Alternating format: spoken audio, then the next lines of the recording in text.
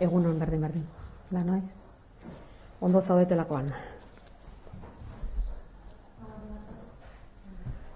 Bai, antza prest zaudete, beraz gaurko prentsaurrekoari hasiera emango diot, ongi etorriak danak, bertan zaudetenak eta baita online jarraitzen ari zaretenak ere.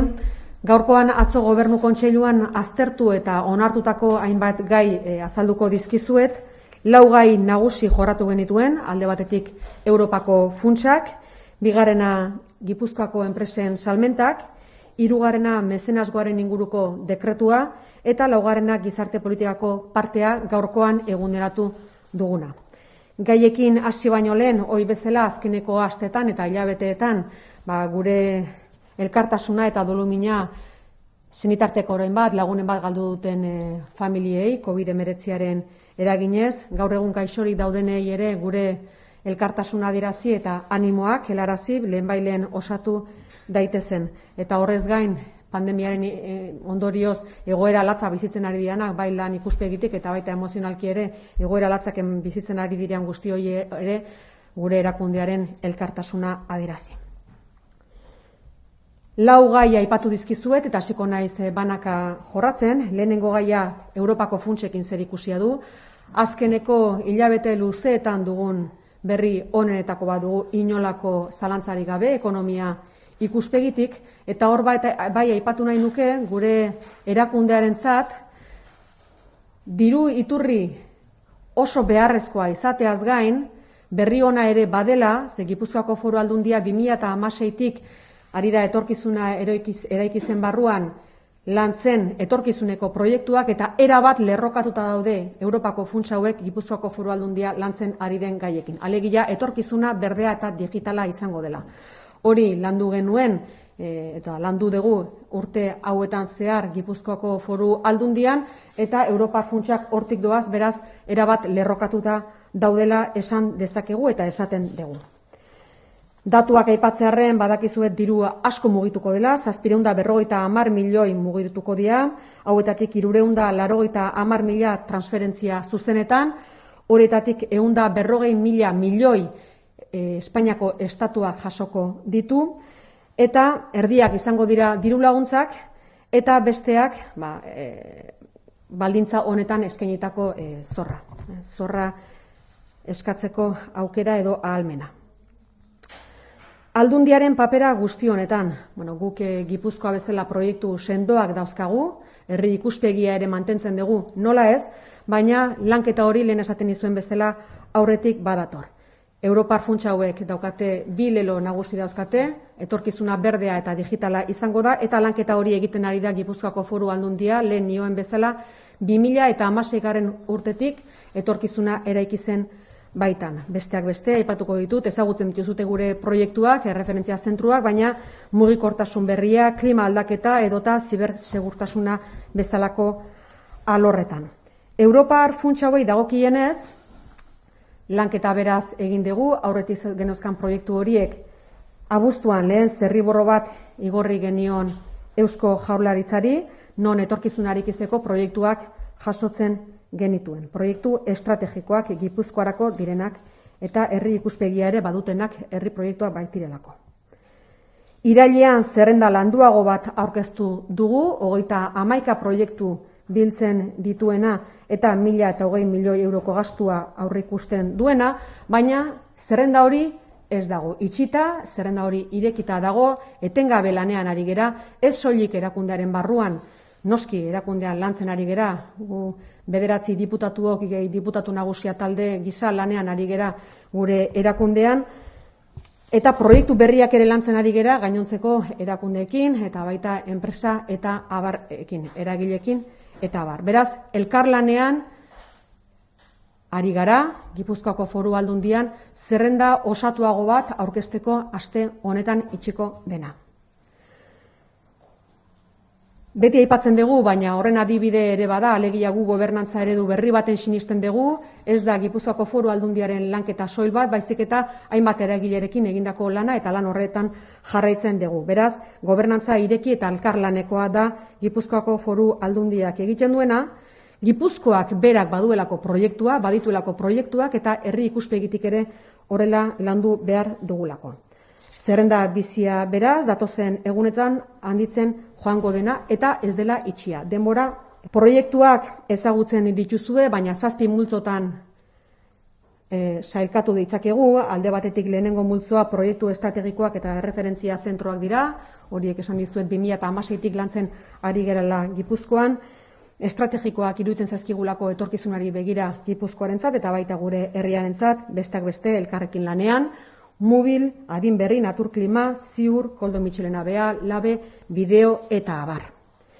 Bigarren multzoa Gipuzkoa digitala, eta Gipuzkoa digitala esaten dudanean ez da soilik gure administrazioa, ez da soilik gure erakundea, da erakundea, herritarrak, gainontzeko erakundeak, eta baita noski gizartea bera, enpresak eta abar. Horren adibide, banda ultra azkarra edatzea Gipuzkoan zehar, administrazioa bera ere digitalizazio horretan ere aurreratzea, adimen artifiziala eta teknologia sistemen ezarpena. Hirugarren multzo bat, proiektuak biltzen dituena, mugikortasun jasangarri eta adimentsua, errepiden hobekuntza ingurumenaren ikuspegitik eta bidegorriak biltzen dituena. Laugarren multzoa, lehiakortasuna eta lurralde kohesioa hobetzeko azpiegiturak, N1 eta A15aren lotunea adibidez Andoainen, 27 poligonorako sarbidea eta Azkoitia Urretxu errepidea adibidez. 5. multzoa, egoitza eredu berria, badakizue Adin Berrirekin hasita gaudela lanean eta eredu hori Gipuzkoa guztira edatzeko asmoa daukagula. 6. multzoa, ingurumen jasangarritasun proiektua, naturklima estrategiaren baitan, ingurumena babesteko eta energia aurrezteko, Gipuzkoa berde eta jasangarriagoa eraikitzeko. Eta 7. multzoa, Pasaialdearen bizi berritzea izango litzateke. Hau ere aurretik datorren proiektua da, baina noski funts hauekin indar berrituko litzatekena. Adin Berri bera ere bertan kokatzen da. Eta Europako funts hauen aurrean zer, nik hasieran esaten nuen, azken hilabetetako edo urteetako berri importantenetakoa dela ekonomia ikuspegitik, baina horren aurrean ere gaitasuna behar du batek lehenengo proiektuak eukitzeko eta gero proiektu horiek kudeatu ahal izateko. Eta horren aurrean esan dezakeguna da Gipuzkoak proiektuak eduki badituela eta gaitasuna duela guzti horiek aurrera eramateko eta kudeatzeko. COVID-19 aurretik lanketa horretan geunden, lanketa hori orain osatu egingo dugu eta Europako funtsek noski gaitasun horri emango diote ahalmena proiektu hauek aurrera eramateko eta baita denboran azkartzeko ere. Ondo pentsatutako proiektuak izan behar dute noski eta partekatuak gainontzeko erakundeekin. Beraz, funts hauek erabat lerrokatuta daude Gipuzkoako Foru Aldundiaren estrategiarekin eta Gipuzkoako enpresen eta gainontzeko erakundeen estrategiarekin eta noski horretan indartu egingo ditu. Lurraldea indartuko dute eta herria ere bai bide batez. Hori beraz, lehenengo puntua gaurkoan azaldu nahi nuena Europako funtsei dagokienez. Bigarren puntua, enpresen salmentak. Dakizuenez, hilero azterketa bat egiten dugu, enpresen egoera jakiteko, Gipuzkoako enpresen egoera zein den jakiteko. Oraingo honetan salbuespen bat egin dugu, izan ere 2 hilabetekoa delako, uztaila eta abuztua jasotzen dituena. Eta abuztura arteko datuak metatuak alegia urtarriletik abuztura bitartean, hauetxek dira datuak aurreko urteko lehenengo 8 hilabeteekin alderatuta. Salmenta osoak 14 puntu bera jetxi dira, barruko salmentak 12 puntu jetxi dira, esportazioak 17,8 jetxi dira, importazioak 18,4 jetxi dira, enplegua 2,1 jetxiera izan du enpleguak, eta soldatak 4,1 jetxiera izan dute. Noski COVID-19ak sekulako eragina izan du guzti honetan, eta hilabeteko azterketa egiten baldin badugu, ikusiko dugu eta gogoratuko duzue aurretikan ere azaldu izan dudalako martxoan beherakada bat izan zuela, baina sekulako beherakada apirilean izan zen, eta apirilatik aurrea beherakadak izaten jarraitu dugu, baina gero eta txikiagoak. Adibidez, uztailean 9,1 jetxiera izan dute, eta metatua 14%da. Beraz, ikusten dugu uztailean 9,1koa izan da eta metatua 14,4koa izan da, hor jaitsiera gero eta txikiagoa dela. Eta bai enplegu eta soldatei buruzko datuei dagokienez ikusten dezute ere jaitsiera askoz ere txikiagoa dela gainontzeko datuekin alderatuta, eta hor noski ertean daude asko eta asko, eta beraz horri esker eusten zaio egoerari, edo egoera ez da hain txarra gainontzeko datuekin konparatuta. Adibidez, abuztuan 8.000 lagun inguru genituen ertean eta uztailan 10.000 bat lagun. Hau da, beraz, datu objektiboak hauetxe dira, eta Gipuzkoako Foru Aldundiak zer uste du egoera honen aurrean, edo askotan aipatu izan dugu, ezta, COVID-19ak sekulako ondorio latzak izan dituela gure ekonomian, gure enpresetan, baita gure lanpostuetan ere, eta horien aurrean bi lehentasun nagusi ezarri genituen Gipuzkoako Foru Aldundi bezala, alde batetik gizarte politikak, alegia babes soziala areagotzea, momentu honetan beharrezkoa zelako, eta ekonomia sustapena egoera honi aurre egiteko. Alegia gure ehun ekonomikoari eutsi egin behar geniola egoera honetan. Horretarako, abian jarri dugu, politika orokorreko plenoan ere gainera diputatu nagusiak horrela azaldu zuen, ekonomia berpiztu eta bultzatzeko plana. Gipuzkoako Foru Aldunditik beraz norabide horretan jarraituko dugu, datozen hilabeteetan eta behar den denbora guztian. Ekonomia berriz ere berpizteko eta aurreko egoerara bueltatzeko lehenbailen COVID-19 gaitzaren ondoren. Hirugarren puntua, atzoko Gobernu Kontseiluan aztertu genuena. Foru dekretu bat onartu genuen, mezenazgoaren ingurukoa, badakizute mezenazgoa egiten duten enpresa eta pertsona badutela obari fiskalak izaten dituztela, eta hori etxek dira, hain zuzen ere, oraingoan jaso dituguna. Alegia, lehentasunezko eremu horiek mezenazgoari dagokionez zeintzuk diren finkatu ditugu foru dekretu honetan. Lehentasunezko jarduerak beraz izango dira gizarte politikaen esparruan hainbat, kirol esparruan, kultura esparruan, euskera esparruan, sustapen ekonomikoaren eta berrikuntzaren esparruan, eta suteen aurkako esparruan. Zerrenda oharrean izango dizute, ze luzea da. Hori etxe dira beraz, lehentasunezko jarduerak mezenazgoari dagokionez obari fiskalak izango dituztenak bai PFZ-an eta baita sozietateen gaineko zergaren kasuan.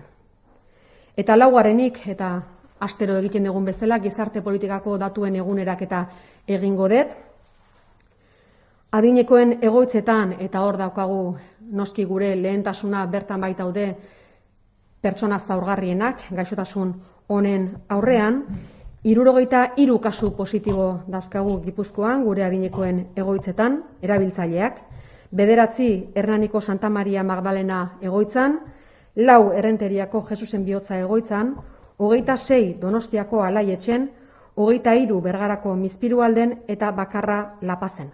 Hauetatik 11 ospitalean daude eta 40 Eibarko ospitalean planta sozialean, dakizuenez hor planta badaukagu COVID-19 ondorioz behar bereziak dituzten egoiliarrentzat.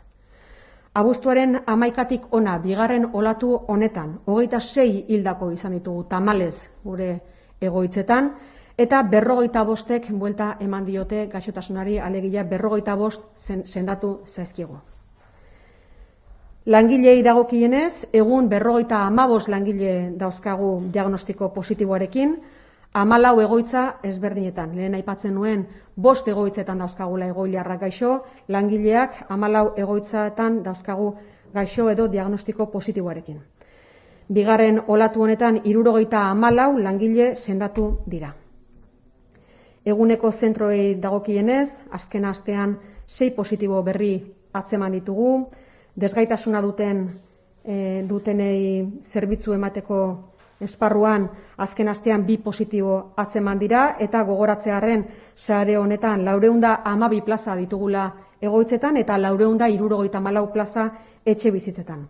Gizarte inklusioan ez dago kasu positiborik, eta sare honetan 54 baliabide ditugu, 225 plaza egoitzetan eta 182 etxe bizitzetan. Adingabetan ez dago positiborik eta 400 erabiltzaile ditugu gure zerbitzuetan, eta noski diagnostiko positibo horiek atzemateko PCR probak egiten ditugu etengabe. Gipuzkoako Foru Aldundiak diarekin batera egiten ditu froga horiek, diako profesionalekin elkarlanean 16.386 proba egin ditu eta pasaden astean 1.239 froga egin genituen.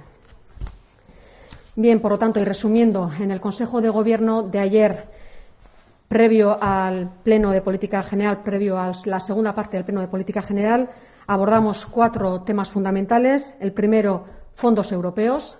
Segundo, las ventas de las empresas en Guipúzcoa. Tercer asunto que abordamos, el decreto foral de mecenazgo. Y el cuarto, los datos actualizados de política social, que evidentemente hemos actualizado para la rueda de prensa de hoy. En relación a los fondos europeos, es la mejor noticia económica que tenemos en los últimos meses.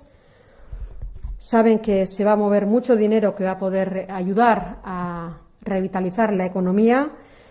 En el caso del Estado estamos hablando de 140.000 millones de euros, la mitad de ellos para ayudas y la otra mitad para deuda que va a poder pagarse de manera más flexible. Bien, en relación a este tema, ¿cuál es el papel de la Diputación Foral de Guipúzcoa? Nosotros venimos trabajando ya desde el año 2016 en un futuro que tenía que ser verde y digital.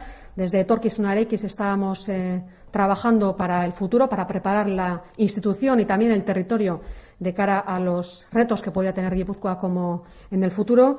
Por lo tanto, es algo que veníamos trabajando desde antes y estos proyectos europeos que va a financiar Europa están perfectamente alineados con los proyectos estratégicos que ya definió la Diputación Foral de Guipúzcoa desde el inicio de la andadura de Etorkizunarekin en 2016. Un futuro verde y digital. Pues les puedo poner ejemplos con la nueva movilidad, el cambio climático, la ciberseguridad, etcétera. Bien, en relación a estos fondos europeos, en el mes de agosto enviamos un primer borrador al Gobierno vasco donde recogíamos los proyectos estratégicos de Guipúzcoa de Etorkizunarekin. Ya en el mes de septiembre presentamos una lista más actualizada, más trabajada, con 31 proyectos y 1.020 millones de euros de gasto. De todas maneras, es una lista que evidentemente no está cerrada y que seguimos trabajando, no como Diputación Foral de Guipúzcoa, en el que estamos trabajando este listado, evidentemente, como un equipo, los 9 diputados y diputadas, y con el diputado general a la cabeza, sino que es un trabajo compartido que estamos realizando dentro de la institución con también con empresas del territorio de Guipúzcoa y con todo tipo de agentes en el territorio. Hemos hablado muchas veces de un nuevo modelo de gobernanza y este es el mejor ejemplo de ello. Guipúzcoa tiene proyectos más allá de los propios de la Diputación Foral de Guipúzcoa. Guipúzcoa es un proyecto en sí mismo y estamos trabajando también, evidentemente, con visión de país. Es, por tanto, una lista viva que se seguirá alimentando y esa lista, evidentemente, no está cerrada, a pesar de que esta semana presentaremos ya un nuevo listado con proyectos.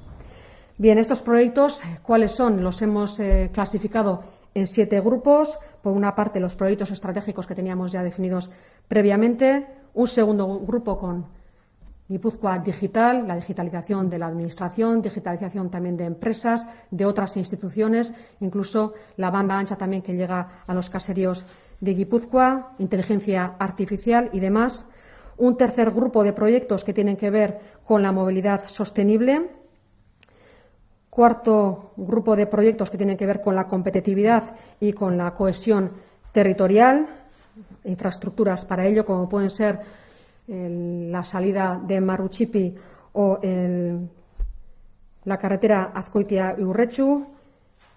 Un quinto grupo de proyectos que tiene que ver con los nuevos proyectos o los nuevos modelos de residencias en Guipúzcoa. Venimos trabajando con Adinberri hacia un nuevo modelo residencial en el que las personas puedan seguir viviendo como en sus propios domicilios, un modelo que queremos extender, evidentemente, al resto de la red residencial de Guipúzcoa.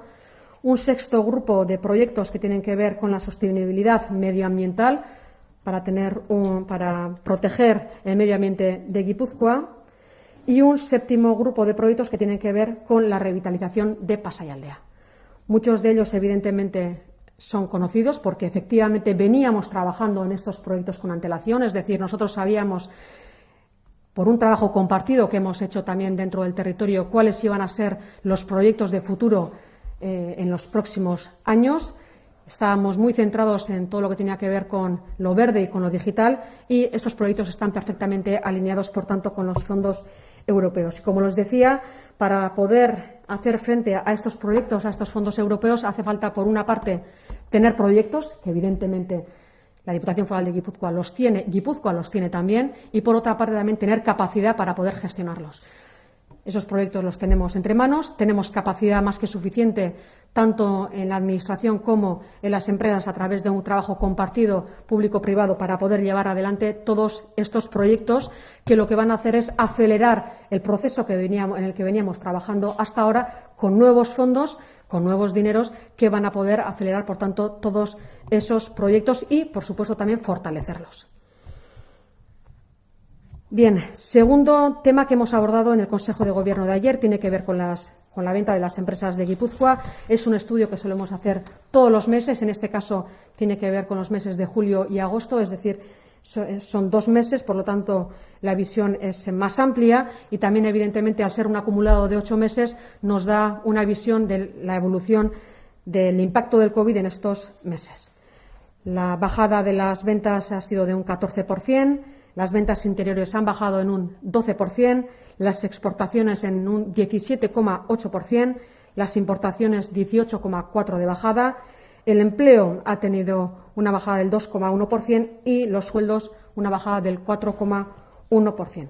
Evidentemente, el COVID ha tenido un efecto devastador en la economía, pero también debemos decir que al ver la evolución de estos últimos meses, en el mes de marzo el impacto fue importante pero moderado. Evidentemente el mayor fue en el mes de abril, donde la caída fue muy brusca, y todos los meses la caída hemos seguido teniendo caída, pero cada vez menos importante. Por ejemplo, en el mes de julio la caída fue del 9,1% y la caída acumulada durante estos 8 meses en comparativa con el 2019 es del 14%. Ahí ven la evolución cuál es. Por tanto, las caídas son cada vez menores. Una explicación también, porque la comparativa entre lo que son las ventas de las empresas y luego el impacto que tiene en el empleo, la comparativa es muy importante, pero la explicación viene a que muchas empresas, muchos trabajadores siguen en ERTE. Por ejemplo, en el mes de agosto había 8.000 personas en ERTE y en el mes de julio 10.000. Por lo tanto, aguantan la situación gracias a esa situación de ERTE. Bien, por tanto, las consecuencias del COVID-19 han sido muy negativas. Nosotros, como Diputación Foral de Guipúzcoa, seguimos manteniendo las 2 prioridades principales, es decir, la política social y la promoción económica de la mano del plan para reactivar y relanzar la economía de la Diputación. Tercer punto que hemos abordado en el Consejo de Gobierno de hoy tiene que ver con el decreto foral de mecenazgo. Como saben, hemos establecido las prioridades para los incentivos fiscales al mecenazgo. Tienen que ver con la política social, con el deporte, con la cultura, el euskera, promoción económica y prevención contra incendios. Tendrán el listado completo en la nota de prensa que les haremos llegar o que les hemos hecho llegar ya. Y cuarto punto que abordamos en el Consejo de Gobierno de ayer y que evidentemente hemos actualizado con los últimos datos. Como saben, hacemos una actualización diaria en la Diputación. En los centros residenciales tenemos a 63 personas usuarias con diagnóstico positivo en 5 centros residenciales. De ellas, 11 personas están ingresadas en el hospital y 40 en la planta social del Hospital de Eibar. Desde el 11 de agosto, 26 personas han fallecido en los centros residenciales, lamentablemente, y se han recuperado 45 personas en estos centros residenciales.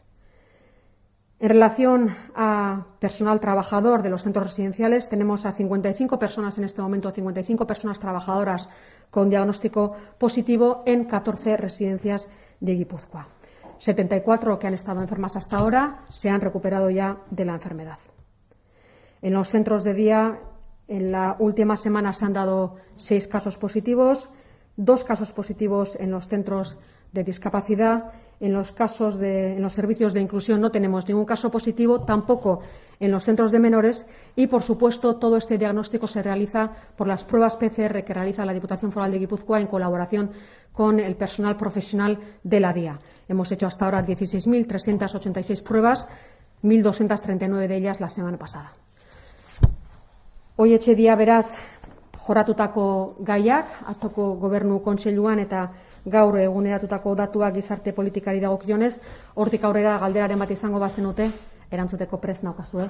Horretik urpiskat erango bet, importantzua zizue. Bai, egunan, Hortik aurra nahi nik galdera botako dut.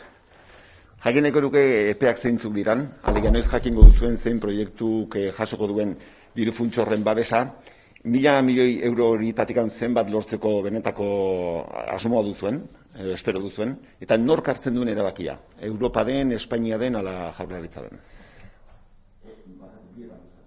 Bai, proiektuei dagokienez guk ambizio handiz jokatzen dugu Foru Aldundi bezala. Lehen aipatzen nuen bezala, proiektuak eduki badauzkagu eta gaitasuna ere bai, beraz ambizio osoarekin jokatzen dugu proiektu hauei dagokienez. Orduan, zerrenda esan dizuet oraindik itxi gabe dagola, itxiko dugu, baina ambizio guztiarekin. Konfiantza handia daukagulako, bai gure erakundean eta baita lurraldearengan ere, bertako enpresengan.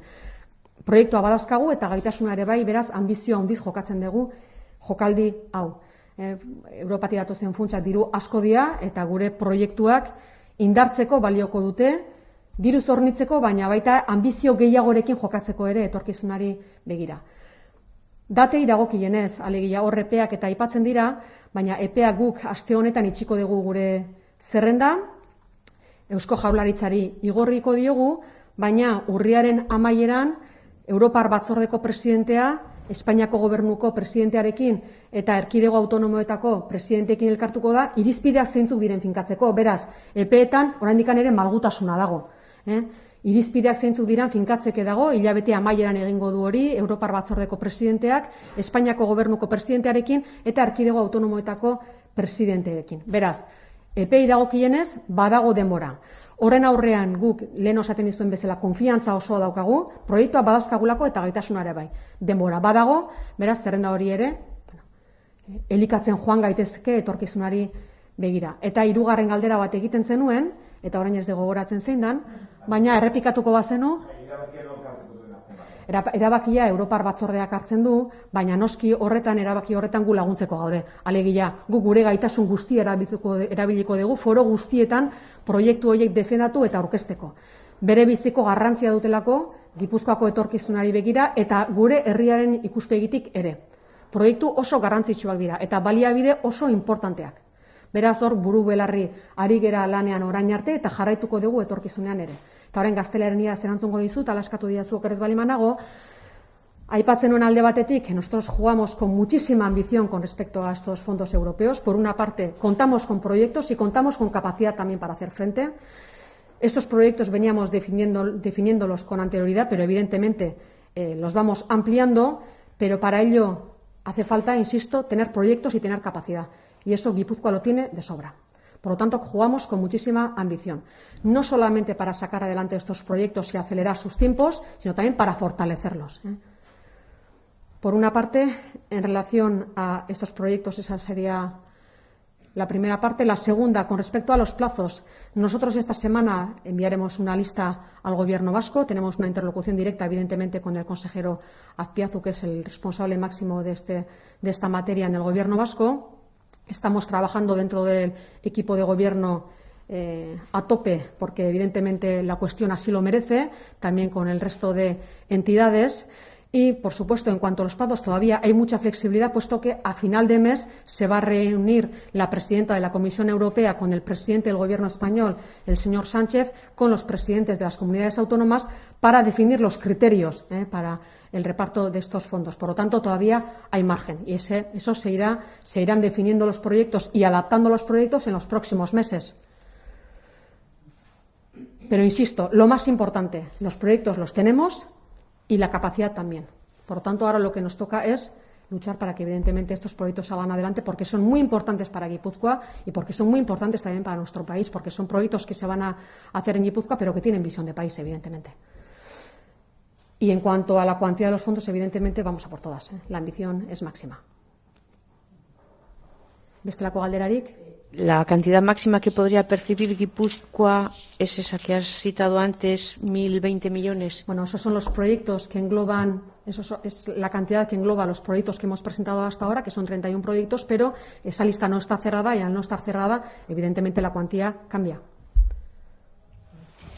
nik galdetu nahi nizuke, kritika bezala entzun da, adibidez, Adinberrin kasuan, Gipuzkoak adineko bere proiektua, Bizkaiak adineko bere proiektua, eta Arabak ere, orduan hori igual, lanketa bat edo egon barko litzake, ez dakitzea bat, edo bakoitza berearekin, edo pixkat hori nola ikusten dezu.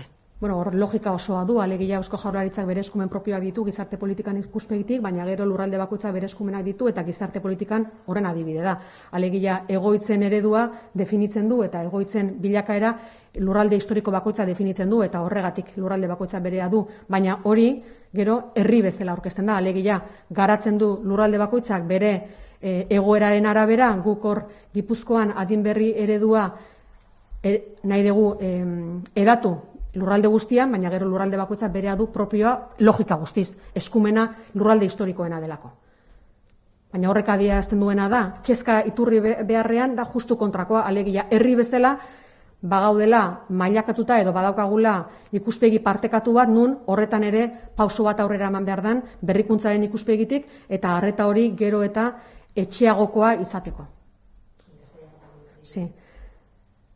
Bien, en relación a los proyectos que puede tener cada uno de los territorios, en realidad al envejecimiento, a la innovación en relación al tema, evidentemente cada territorio tiene los propios, puesto que la competencia es foral. Es decir, las residencias son competencia foral y cada uno de los territorios va desarrollando su modelo efectivamente en relación a unos criterios que establece el Gobierno vasco dentro de también su ámbito de competencias que están muy definidas, pero que cada uno de los territorios tenga ambición suficiente para innovar y para ofrecer un mejor modelo en relación a los centros residenciales, considero que es una excelente noticia. Y en ese caso, cada uno evidentemente tiene su proyecto, pero luego como país vamos todos a una.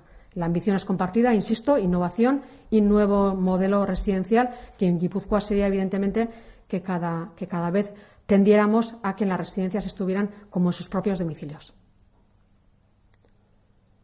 Por lo tanto, la ambición es compartida y es una buena noticia. Entiendo entonces que no teme que esas duplicidades puedan comportar algún perjuicio para los proyectos de alguno de los tres territorios, en nuestro caso Guipúzcoa. O sea, que pueda haber dinero para tres proyectos o dos proyectos muy similares. Bueno, yo niego la mayor, no son duplicidades. Cada uno de los territorios tiene su propio proyecto porque, evidentemente, son sus competencias y trabajan en esos ámbitos. Considero, insisto, que es una buena noticia que los tres territorios hayan dado prioridad a ese ámbito social, de innovación y de mejora en la atención a las personas mayores. Por lo tanto, considero que es un éxito que haya habido un punto de encuentro en ese aspecto y que, evidentemente, como proyecto de país, evidentemente hay cabida para los tres. Cada uno tiene el suyo, porque cada uno tiene sus competencias.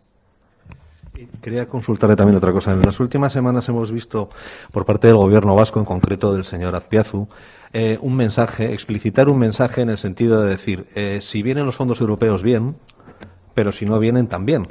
Habrá que, por ejemplo, en relación al plan de reactivación de los 10.000 millones y en otras cosas. Todos estos proyectos estratégicos, ¿hasta qué punto están garantizados si no hubiera fondos europeos? Nosotros, cuando impactó el COVID en nuestro territorio, evidentemente tuvo un impacto en las finanzas públicas, puesto que tuvo un impacto en la recaudación y lo va a seguir teniendo en los próximos meses. Hicimos dos cosas importantes. Por una parte, nos ajustamos el cinturón y, por otra parte, establecimos las estrategias y las prioridades del territorio. Y los proyectos estratégicos siguen siendo una prioridad para el territorio y tienen financiación para el territorio en la institución foral. Por lo tanto, siguen siendo proyectos estratégicos que vamos a seguir llevando a cabo en los próximos meses, y eso lo hicimos antes de saber de la existencia de los fondos europeos. ¿Cuál es la buena noticia en relación a estos fondos? ¿Cuál va a ser la aportación que van a realizar? Por una parte, insisto, los proyectos van a seguir, los vamos a llevar adelante, porque ha sido una prioridad, pero si vienen los fondos europeos, y así lo vamos a pelear, van a fortalecer esos proyectos y van a acelerar los plazos. Pero los proyectos siguen siendo estratégicos y así los hemos definido y así los hemos contemplado también en los presupuestos que hemos elaborado en la Diputación Foral de Guipúzcoa, cuando hemos visto que la recaudación iba a tener un impacto considerable y que nos teníamos que ajustar el cinturón. Ese trabajo lo hicimos, siguen estando, y ahora fortalecerá y acelerará los plazos, cosa que evidentemente va a ser una buena noticia, pero efectivamente no se puede esperar, no podemos esperar a eso, pero será una ayuda, será una gran ayuda, sin duda. Beraz, Foru Aldundiak proiektu horiek, estrategia referentziazko horiek aurrera eramango ditu, nahiz eta Europako diru funtsarik ez iritsi, ez da, segun espero. Proiektu estrategiko hori guretzako funtsezkoak dianak eta hainbat proiektu leheno aipatu dizuedana izan da, gu proiektuak eduki badauzkagula, hain zuzen ere aurretik lantzen ari ginalako, eta proiektu horiek landu ditugu eta horrela jaso ditugu gure lehentasunetan. Beraz, proiektu horiek aurrera eramango dira noski, lurraldearentzat importantea diralako etorkizunari begira, baina Europako funtsa hauek asko lagunduko dute zer egin horretan. Gipuzkoa etorkizunean kokatzeko, noski. Inolako zalantzarik gabe. Baina guk larrenean jarraitzen degula horrela? Noski. Horrela egin dugu, behaien berri izan aurretik. Baina asko lagunduko dute. Yo quería consultarle también qué sentido práctico, qué función va a tener la oficina técnica creada bajo el paraguas de la Consejería de Economía y de Hacienda, esa colaboración con las diputaciones. ¿Va a poder elegir, va a poder solo aunar, canalizar las peticiones? ¿Cuál va a ser el papel de esa oficina? Considero que ordenar el trabajo ya va a ser suficiente trabajo. El que va a tener la comisión técnica, en cualquier caso, la Diputación Foral de Guipúzcoa tiene la interlocución con el consejero Azpiazu y esa comisión técnica va a elaborar el trabajo de formalizar las listas, en fin, todo el listado y todos los criterios que van a tener que cumplir estos proyectos europeos. Pero evidentemente la interlocución que tiene la Diputación Foral de Guipúzcoa es con el consejero Azpiazu. Pero la comisión técnica es una buena noticia desde el punto de vista de la coordinación que hace falta. Entonces, que solo esa labor, que no es poca, de canalizar, ordenar la cosa, no de elegir. La elección de los proyectos estratégicos es tan importante que requiere de la presencia de los primeros responsables, de los máximos responsables. En ese caso, el consejero Azpiazu es el máximo responsable en el Gobierno vasco. Nosotros aquí también tenemos un equipo constituido, evidentemente, donde los 9 diputados y diputadas y el diputado general a la cabeza están trabajando en estos proyectos y también nuestro le va a dar un nuevo cargo. Nuestro diputado de Hacienda y Finanzas, el señor Javier Larrañaga, será el responsable también de estos proyectos aquí en Guipúzcoa, en el territorio. Pero, insisto, es un trabajo compartido también en el Gobierno vasco, pero hace falta la interlocución con una persona. Esa comisión tiene un papel fundamental, pero la interlocución es con el consejero, evidentemente. Bestelako galderari balego? Ez? Honekin amaituko genuke beraz gaurkoa. Eskerrik asko guztioi eta egun ona izan. Gracias a todos y a todas.